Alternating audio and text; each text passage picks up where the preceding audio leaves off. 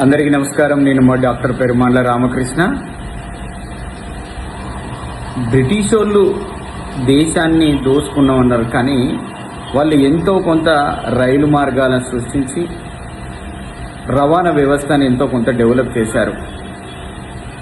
మొఘలులు కూడా దోచుకున్నారని కదా, తాజ్మహల్ లాంటి కొన్నిటిని నిర్మించారు వాళ్ళు. కాంగ్రెస్ మీద పడి ఏడుస్తారు, కానీ కాంగ్రెస్ ఐఐటి, ఎయిమ్స్, ఇస్రో, డ్యాములు,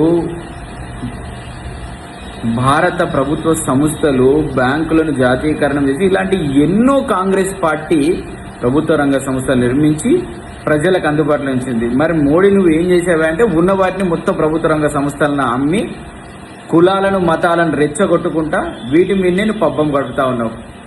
ఇది నిజం కాదా మోదీ? ఇది నిజం కాదా? భారతీయులందరూ గమనిస్తూ ఉన్నారు. తిండికి ఆకలికి ఇంకా చచ్చిపోతూ ఉన్నారు చిన్న చిన్న పిల్లలు. పని చేసుకొని బ్రతకాల, ప్రభుత్వ బాధ్యత అది, పని కల్పించాల్సిన బాధ్యత. కానీ ఈ విధంగా కులాలను మతాలను రెచ్చగొట్టద్దని బీజేపీని ఒక్క భారతదేశంలోనే ఈ కుల వ్యవస్థను పెంచి పోషిస్తున్నారు. వేరే ఏ ఇతర దేశాలలో కూడా లేదు. ఎందుకు ఇది? ఈ కుల నిర్మూలన దిశగా కేంద్రంలో ఉన్న బీజేపీ అడుగులేయాలి అని మేము డిమాండ్ చేస్తూ ఉన్నాం.